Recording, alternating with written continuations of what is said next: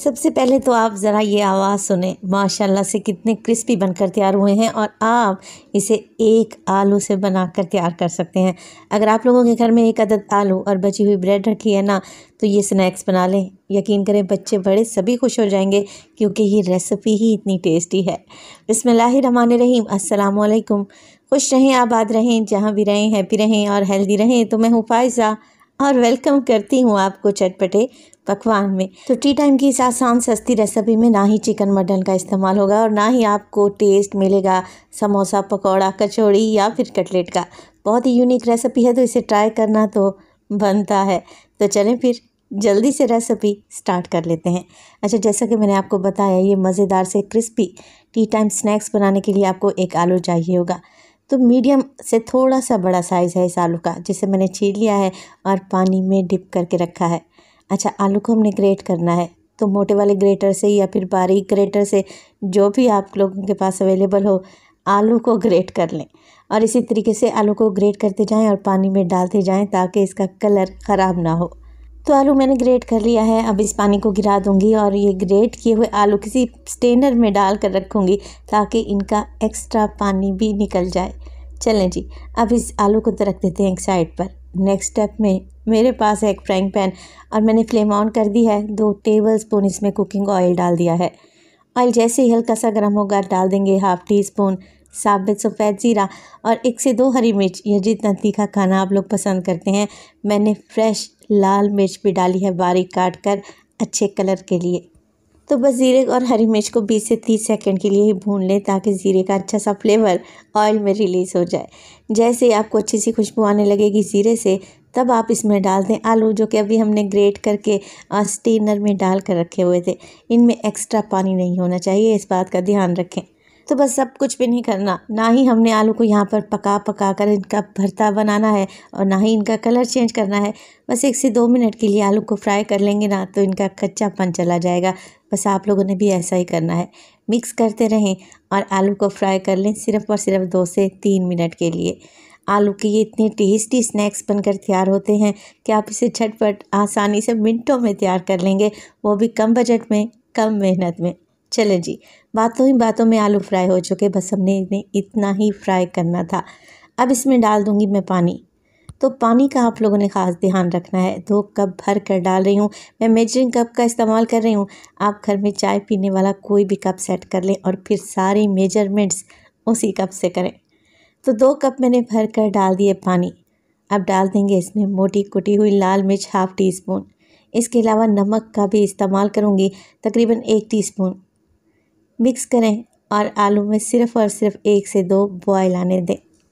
तो अब आप लोग पूछेंगे कि फ़ायज़ा, आपने तो आलू को सॉफ़्ट ही नहीं किया, गलाया ही नहीं है। तो ग्रेट किए हुए आलू है, इन्हें पकने में या सॉफ़्ट होने में देर ही कितनी लगेगी। वैसे भी हमने ये आलू के स्नैक्स फ्राई करने हैं, तो आलू का टेक्सचर आना चाहिए। चलें जी, जैसे ही पानी बबलिंग पॉइंट पे आएगा ना आलू वाला, डाल देंगे इसमें आधा कप के बराबर सूजी। मोटी पतली कोई भी आपको मिले ले सकते हैं, बस आधा कप नाप कर डाल दें और मेजरमेंट्स का ख़ास ध्यान रखें। सूजी डालें फ़ौरन से मिक्स करने, वरना सूजी में गुठलियाँ सी पड़ जाती हैं। फ्लेम इस वक्त मैंने बिल्कुल लो रखी हुई है। मेरे पास है 3 ब्रेड के स्लाइसेस, कोई सी भी ब्रेड ले लें। बची हुई ब्रेड का भी आप लोग इस्तेमाल कर सकते हैं। बच्चे जो आधी ब्रेड खाकर आधी छोड़ जाते हैं ना, बस वही ब्रेड संभाल कर रख लें और ये मज़ेदार से स्नैक्स बना लें। तो 3 ब्रेड के स्लाइसेस को मैंने छोटे छोटे टुकड़ों में तोड़ कर डाल दिया है ताकि मिक्स करने में आपको आसानी रहे। आप ब्रेड क्रम्स भी ले सकते हैं, तकरीबन 2 कप के बराबर। मिक्स कर लेते हैं। फ्लेम अभी भी बिल्कुल लो है और लो फ्लेम पे मैं मिक्सिंग कर रही हूँ। स्पैचुला की मदद से जो हमने इसमें ब्रेड डाली है, उसे हल्का हल्का सा तोड़ते जाएं, प्रेस करते जाएं और मिक्स करते जाएं। तो जैसे जैसे आप लोग मिक्स करते रहेंगे, सूजी सारा पानी पी लेगी। इसके अलावा ब्रेड भी तो डली है इसमें, वो भी फूलेगी। तो बस स्पैचुला की मदद से ब्रेड को सूजी में मिक्स करते रहें और इस तरीके से ये एक डो की शेप में आ जाएगा। सारा मॉइस्चर इसका ख़त्म हो जाएगा। तो 2 से 3 मिनट के लिए मीडियम टू लो फ्लेम पे पकाते रहें ताकि ये इकट्ठा होना स्टार्ट हो जाए, पेंदा छोड़ दे। जैसे ये फ्राइंग पैन को छोड़ देगा, इसे एक बोल में निकालें और रूम टेम्परेचर पे ठंडा होने के लिए रख दें। तो देखिए 10 से 15 मिनट में ही ये मिक्स अच्छे तरीके से ठंडा हो चुका है। इतना कि अगर मैं फिंगर टच कर रही हूँ तो आसानी से ये हैंडल हो रहा है। बस जी, अब इसमें डाल देंगे ढेर सारा बारीक कटा हुआ हरा धनिया और इसे एक दफ़ा गूंद लेंगे। देखें यहाँ पर अगर आपको सूजी और आलू का ये मिक्स अगर पतला महसूस हो, लिक्विड ही लगे, तो आप इसमें आधा कप के बराबर चावल का आटा या फिर कॉर्नफ्लोर लाजमी ऐड किया करें। अगर तो इसकी कंसिस्टेंसी परफेक्ट है तब तो कोई इशू नहीं है। अगर आपको फ़ील हो कि ये हल्का सा पतला चिपचिपा है, हाथों पर चिपक रहा है, तब आप इसमें कॉर्नफ्लोर या फिर आधा कप चावल का आटा डालें, कंसिस्टेंसी बिल्कुल ठीक हो जाएगी।